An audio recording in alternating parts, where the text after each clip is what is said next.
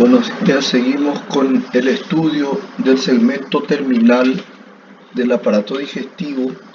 que es el intestino grueso o colon. Comentarios generales que podríamos hacer sobre este segmento digestivo serían parte de su configuración anatómica y en parte también un poco de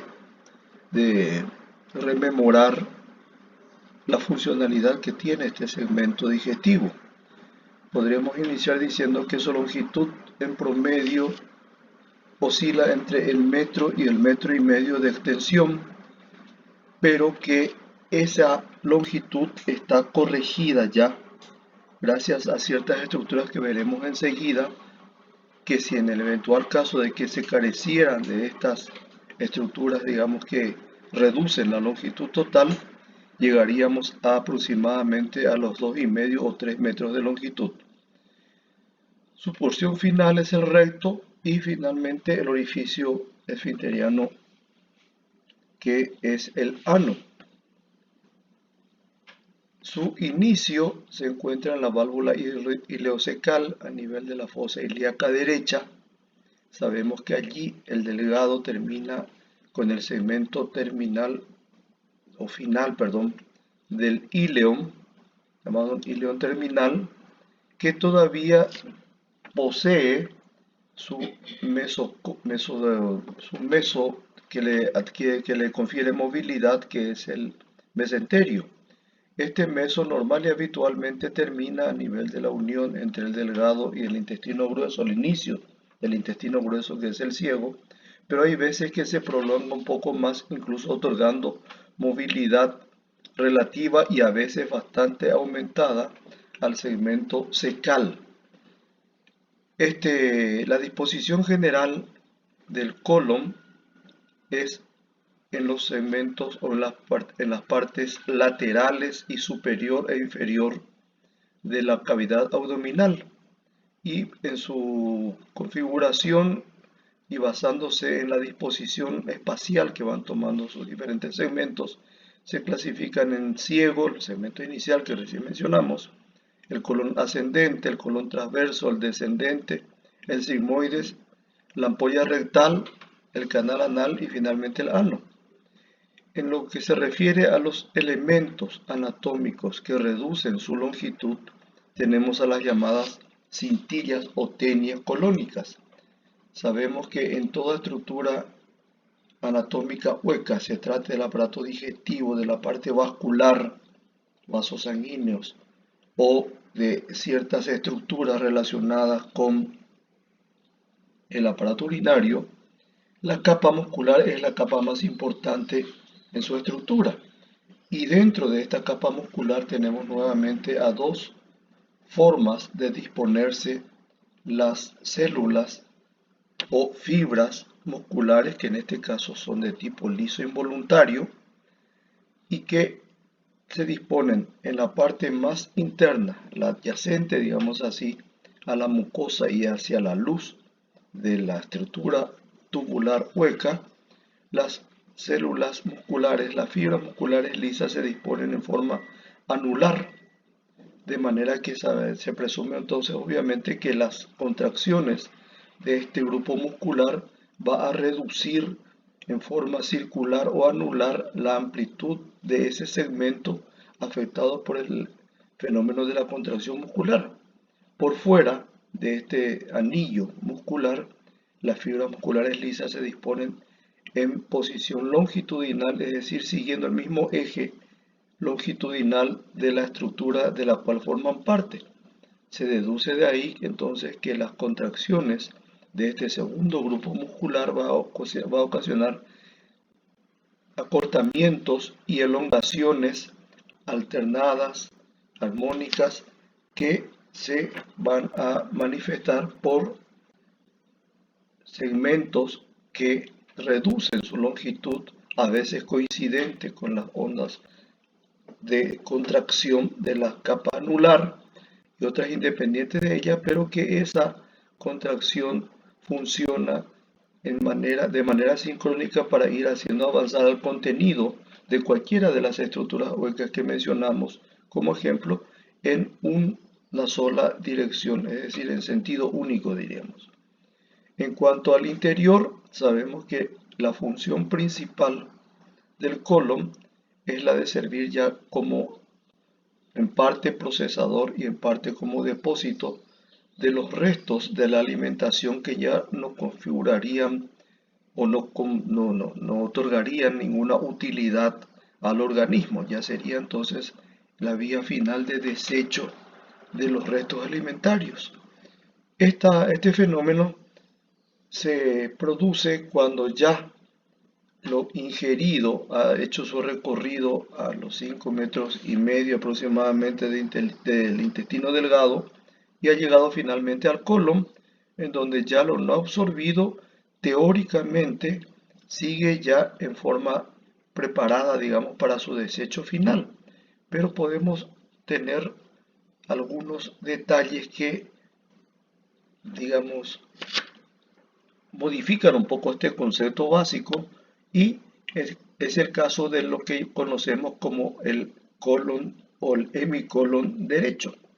en donde el proceso de absorción de agua todavía es relativamente escaso a moderado y con él obviamente todavía pueden absorberse y aprovecharse algunos restos de material útil ingerido en la dieta de la persona y que podrían entonces complementar o completar la tarea de absorción del intestino delgado. En la medida que se avanza hacia el hemicolon izquierdo, este proceso de absorción de agua y materias útiles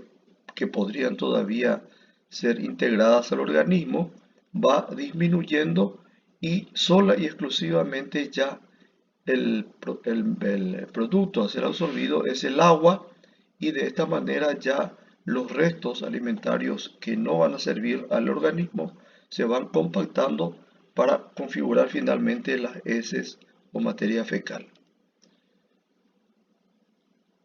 De lo que comentamos acerca del mecanismo de acortamiento del colon para acomodarse en el espacio abdominal, tenemos que las tenias o cintillas que recién mencionamos son tres ubicados espacial y simétricamente en el contorno del tubo digestivo colónico y que corresponden a segmentos de engrosamiento o de aumento del número de fibras, más bien sería la definición más correcta, de las fibras que se ubican en forma longitudinal o siguiendo, decíamos, el eje mayor del segmento tubular del cual forman parte o de cuya pared forman parte. De esta manera vamos a ver que el estado de semicontracción permanente en el que se encuentran estas fibras musculares que aumentadas en número configuran, decíamos, tres cintas que recorren a todo lo largo del intestino grueso con excepción de la ampolla rectal, hace de que entonces se reduzca la longitud total del segmento colónico y que de esa manera ese proceso de acortamiento va a producir algunas arrugas, digamos así, por el efecto de la contracción de estas tenias o cintillas colónicas y que cada una de estas arrugas, digamos, o permanece en forma estable en los diferentes segmentos colónicos que veremos a continuación. A estas contracciones anulares que configuran las arrugas ocasionadas por las cintillas se denominan austras. Así que son entonces contracciones o anillos de contracción o de arruga anatómicos y más o menos estables en número en los diferentes segmentos en que se dispone espacialmente el colon. No configuran, no constituyen tampoco estas austraciones el proceso de contracción funcional del colon o la motilidad, que ya es el juego de contracción y relajación alternadas que sufren las fibras dispuestas en forma anular y las fibras dispuestas en forma longitudinal en el resto del colon. Así que no se debe confundir el concepto de abstracción con el concepto de ondas de contracción, siendo estas primeras ya su presencia de manera estable, con muy pocas modificaciones que obviamente dependen otra vez del estado de contracción de las tenias, pero que sí las contracciones funcionales o que configuran la motilidad del segmento colónico dependen también de las fibras musculares, pero son las que hacen a la función de facilitar la progresión en sentido anterógrado del contenido intracolónico. Tenemos acá una gráfica del colon en donde vemos estas arrugas en forma de abollonamientos que constituyen las llamadas abstracciones y que dependen, acá en la gráfica nos muestra una y otra acá, pero saben ustedes que esto es nada más que un dibujo, que constituyen entonces las llamadas tenias o cintillas responsables de estas abollonaduras que van reduciendo la longitud total del colon. Vemos también que estas cintillas o tenias van desapareciendo progresivamente hasta su ausencia completa en el segmento de unión entre la ampolla rectal y el siguiente segmento que le sigue en sentido, digamos, proximal, que es el colon sigmoides. Ya lo veremos enseguida. Estos son los segmentos diferentes en que, decíamos, por su disposición espacial, va adquiriendo y va dándosele nombres a estas partes del colon. El colon ascendente es el que se encuentra en la parte derecha del abdomen. Es el segmento que tiene un trayecto ascendente. Veíamos en esta gráfica desde su inicio a nivel del ciego, sigue un segmento ascendente adosada a la pared posterolateral del abdomen y recubierta en sus partes laterales y en la parte anterior por el peritoneo que tapiza la pared abdominal posterior. En conclusión, como decíamos hace rato, que hay veces que el mesenterio delgado se extiende un poco más allá del segmento final del intestino delgado, que es el ileón terminal, y abarca hay veces a la parte inicial del colon, que es el ciego, otorgándole también cierta movilidad, a veces poquitito aumentada, a este segmento colónico. De ahí en más, entonces, a este complejo seco ascendente se le conoce como el colon ascendente en términos generales. Decíamos que ese comportamiento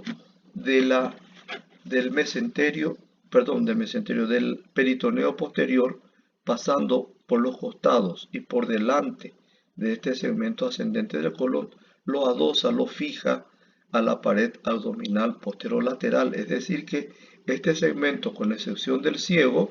es un segmento fijo o carente de movilidad. No puede cambiar de posición dentro del ámbito abdominal. Sube hasta encontrar a la cara inferior del hígado y obligatoriamente debe proceder a un cambio de su trayecto, de su dirección. Y este cambio se produce a nivel de una flexura ubicada inmediatamente por debajo de la cara inferior del hígado y al cual conocemos como ángulo colónico derecho. De ahí en más, el colon adquiere un trayecto de derecha a izquierda, llegando a ubicarse en la parte más superior y lateral del abdomen o del hemiabdomen izquierdo, y al segmento que se inicia en la flexura o ángulo hepático o derecho del colon hasta la siguiente flexura que se ubica en la parte superolateral izquierda del abdomen se le conoce como colon transverso. El comportamiento del peritoneo posterior a nivel de este segmento colónico es diferente. Se separa de la pared posterior esta lámina peritoneal y adquiere una dirección en sentido anterior hasta encontrar al tubo colónico, lo rodea y vuelve nuevamente hacia la pared abdominal posterior, de manera que se establece entonces una lámina configurada por los dos trayectos del peritoneo que confieren entonces a este segmento transverso una movilidad bastante pronunciada y que también colabora hay veces con la longitud normal y a veces aumentada que puede tener este segmento colónico. Al llegar al ángulo superior y lateral izquierda, porque le encuentra a la pared abdominal por un lado y por otro lado al diafragma, obligatoriamente se produce un nuevo cambio de la dirección y a la angulación o a ese cambio de trayecto se le conoce entonces como ángulo izquierdo del colon o también se le conoce con el nombre de ángulo esplénico por la proximidad que guarda con el vaso. De ahí en más nuevamente el colon adquiere un trayecto descendente fijado a la pared posterolateral del abdomen por un comportamiento del peritoneo abdominal posterior similar al que habíamos mencionado ya en el segmento ascendente. Es decir, lo fija nuevamente contra la pared posterolateral del abdomen, siendo nuevamente el colon descendente, en este caso es el nombre que adquiere, un segmento colónico fijo. A nivel de la fosa ilíaca izquierda y más o menos en altura simétrica con el segmento inicial cecal que estaba a la derecha, el colon vuelve a tomar una dirección, un cambio de dirección que lo dirige hacia la línea media. En el punto en el cual se produce este cambio de dirección, desaparece el proceso de adosamiento o de inmovilización, el comportamiento del peritoneo posterior que fija al colon descendente y se produce nuevamente una liberación, digamos, de esta inmovilidad porque nuevamente cambia el comportamiento peritoneal en condiciones similares a las que recién mencionamos a nivel del transverso, que otorga al segmento que sigue al descendente nuevamente bastante movilidad. Este segmento es el llamado colon sigmoides. Tiene una longitud variable de 30 a veces 40 centímetros y a veces bastante más, que tiene nuevamente movilidad, es decir, la posibilidad de cambiar de ubicación dentro del ámbito abdominal en la medida que las estructuras con quienes comparte ese espacio abdominal se lo permitan. Este colon sigmoides es el que cumple una función, digamos, de depósito de los productos ya destinados a la eliminación del cuerpo y es donde el proceso de absorción de agua se produce en mayor cantidad. La compactación final entonces del contenido intestinal colónico se produce en mayor grado a nivel del colon sigmoides y por otro lado este segmento tiene digamos, una función más o menos organizada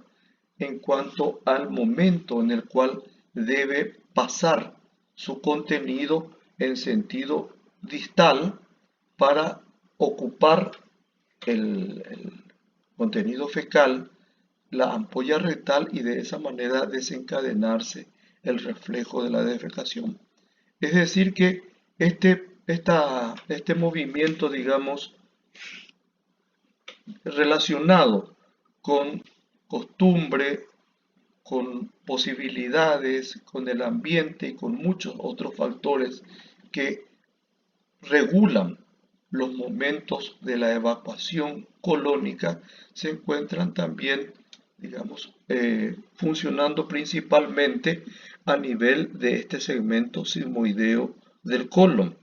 ya que la ampolla rectal en condiciones normales y fuera de las de los momentos en que está presente el reflejo de la defecación o entre un fenómeno de defecación y el siguiente, se encuentra la ampolla rectal totalmente vacía. La presencia de materia fecal en el sigmoides, que actúa, como decíamos, como un depósito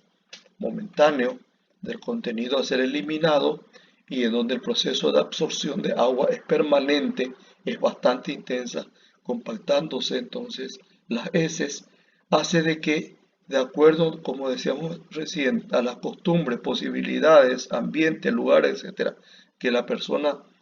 digamos, recorra o tenga en su quehacer diario, en un momento dado, y ya de acuerdo a esos fenómenos de costumbre, el sigma envía, digamos así, parte de su contenido hacia la ampolla rectal, que normal y habitualmente decíamos se encuentra vacía, y en ese momento en que la ampolla se encuentra ya ocupada por el contenido que le acaba de enviar el sigma, aparece el reflejo de la defecación. La parte final del intestino, por debajo de la ampolla rectal, es un conducto corto de centímetros, centímetro y medio nada más de longitud, que es el canal o conducto anal, que finalmente termina en el esfínter del ano, que es la vía de salida final del contenido fecal. A ese nivel podríamos mencionar que ocurre un fenómeno de sustitución o cambio progresivo de la musculatura de tipo liso involuntario, que es el que configura la pared, o la capa muscular de la pared colónica. Se va produciendo un intercambio, una sustitución progresiva por fibras musculares de tipo voluntario estriado, que proceden de las estructuras musculares de la región perineal, de manera que de esa forma es que se puede manejar a voluntad el momento en el cual nosotros podemos, digamos, vaciar el contenido colónico final, y el momento en el cual este proceso no debe o no puede producirse, es decir, la voluntad empieza a manejar las condiciones funcionales del esfínter anal.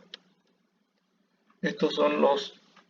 comentarios que estuvimos haciendo acerca de los diferentes segmentos colónicos, y finalmente vamos a mostrar algunas imágenes de las partes principales que recién mencionamos en nuestra descripción. En la gráfica superior estamos viendo al ciego, el segmento inicial del intestino grueso alojado en la fosa ilíaca derecha. Tenemos, a donde el señalador está fijado ahora, a la parte terminal del íleon que se conecta con este segmento inicial colónico o ciego, y tenemos aquí el inicio de una de las cintillas que mencionamos que ocasionan el acortamiento del colon en su totalidad con la formación de las aftras. Tenemos acá también lo que configura el apéndice cecal o apéndice vermicular, haciendo a veces de procesos inflamatorios que requieren una solución quirúrgica de urgencia. En esta otra gráfica, en la inferior, vemos abierta la pared anterior del ciego, y la gráfica nos muestra justamente la unión o la boca de unión de la desembocadura del hilo terminal en este compartimiento cecal, y a esta estructura lo conocemos como la válvula ileocecal. Normal y habitualmente tiene una función que dirige en sentido anterógrado al contenido del íleon hacia el ciego, pero su función de esfínter no es tan precisa, no es la de un cierre completo cuando las fibras musculares regionales se contraen, y permite siempre un vaivén del contenido cecal nuevamente en forma retrógrada hacia el íleon terminal. Es decir, el reflujo seco ileal no es precisamente considerado un fenómeno atípico o anormal. Acá le tenemos en gráfica nuevamente al segmento, digamos, final del colon, que sería la parte del colon sigmoides. Acá en esta forma, en esta región, vemos cómo se establece, de qué forma se establece la unión entre el segmento descendente y el inicio del colon sigmoides. Hasta esta parte el colon descendente estaba, dijimos, inmovilizado por el peritoneo parietal posterior. De aquí en más se forma nuevamente una lámina que permite movilidad a este segmento que es el sigmoides, y que esa lámina peritoneal termina en el punto en que el sigmoides se continúa con la conocida ampolla rectal. También las cintillas o tenias colónicas desaparecen a nivel del segmento ampular del colon. Acá le vemos entonces con esta disposición espacial, que puede tener una longitud promedio, decíamos, de 30 a 40 centímetros, pero puede adquirir dimensiones mucho mayores en determinadas circunstancias. Esta es otra gráfica en la que nos muestra el segmento final del colon, en donde la ampolla rectal es esta bolsa final que se encuentra adosada o a continuación, perdón, del sigmoides, que se continúa con el canal anal y finalmente termina en el esfínter anal. Decíamos que esta ampolla rectal en condiciones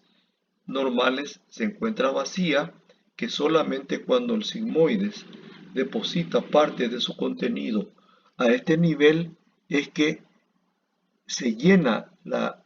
estructura ampular y se desencadena entonces el reflejo de la evacuación.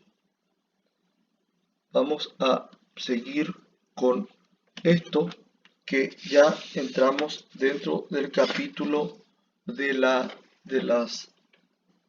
técnicas de obtención de imágenes del colon. Para este fin vamos a recurrir a lo más comúnmente solicitado, que es el estudio colónico por enema, y otra vez con el otro apellido que le confiere el otro elemento que se agrega al contraste positivo, que es el sulfato de bario en forma líquida, y el segundo elemento que le usamos a esto es el aire. De ahí el nombre de colon por enema a doble contraste, el contraste positivo varitado al contraste negativo, que es el aire. Para este fin hay algunas técnicas que se utilizan para la obtención de las imágenes de los diferentes segmentos colónicos. El objetivo del aire es, por un lado, el ayudar al desplazamiento retrógrado en este caso, ya que el ingreso del sulfato de bario líquido se realiza por el ano, también el aire se ingresa por esa vía, y debe avanzar entonces en contra, vamos a decir así, del ordenamiento habitual de la funcionalidad de la motilidad colónica, hasta recorrer en absoluto todo el colon, todo el segmento colónico. De esta manera vamos a ver entonces que el aire,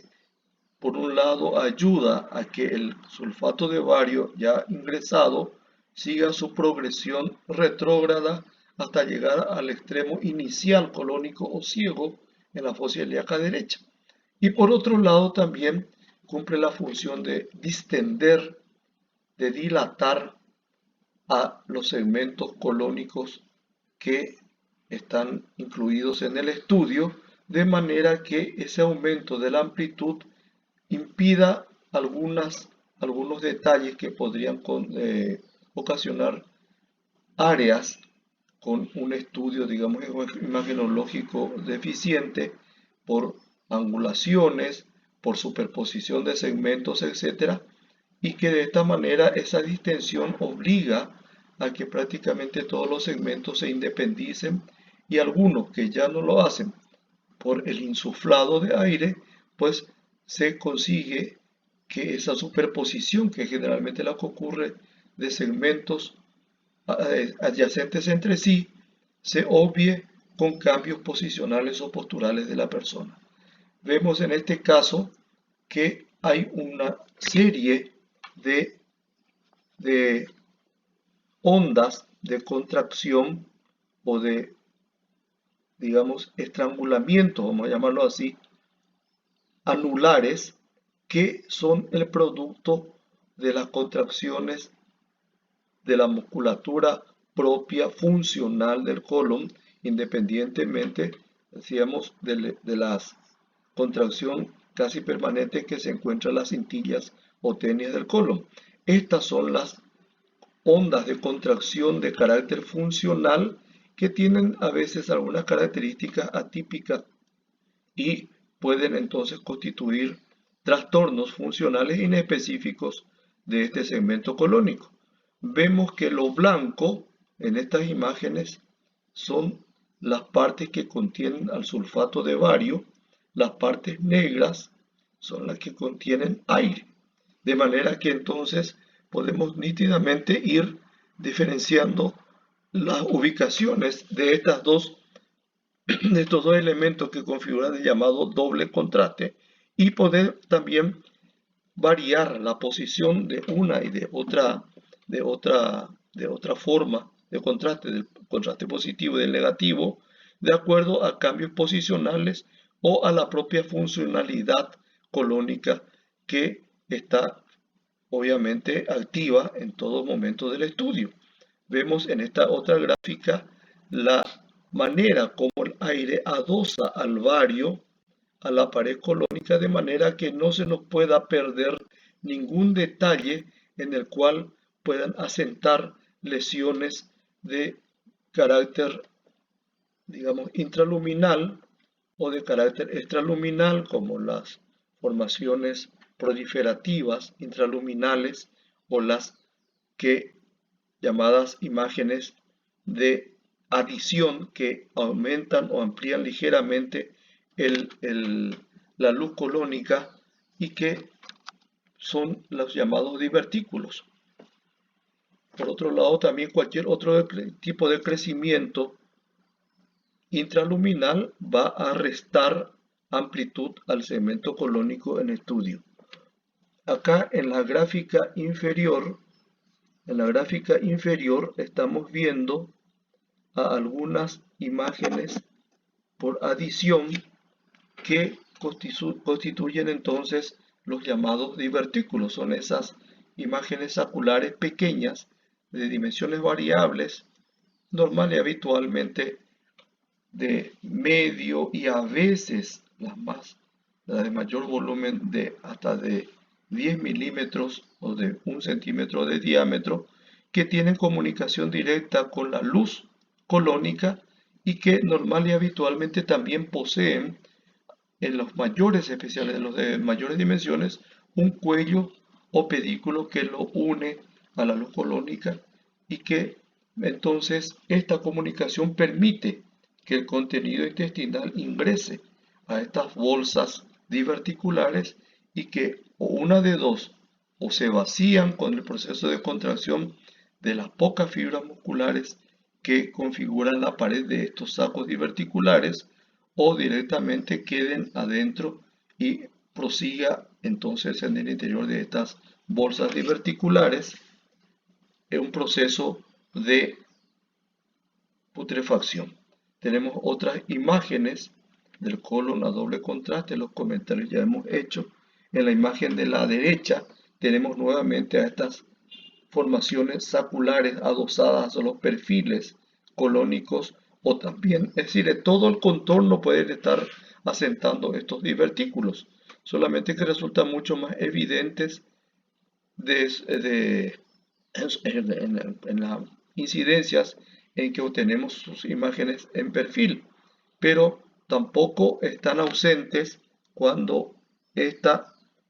formación sacular se encuentra adosada o a la pared anterior o a la posterior del colon, en donde adquieren generalmente formas anulares por la disposición del sulfato de bario fuera de la cavidad sacular del divertículo. Con esto terminamos entonces los comentarios de anatomía y vamos a ver que no solamente el estudio varitado a doble contraste, que es el de mayor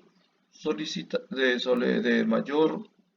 pedido, digamos, por parte de médicos dedicados a la atención de pacientes y que remiten los pedidos a los servicios de imágenes, pero existen otras modalidades de imágenes, de obtención de imágenes colónicas que no pueden dejar de mencionarse. Ya en su momento, al hablar de las diferentes patologías, iremos viendo la aplicación que pueda tener, por ejemplo, la endoscopía, y con eso terminamos esta primera parte del estudio del colon.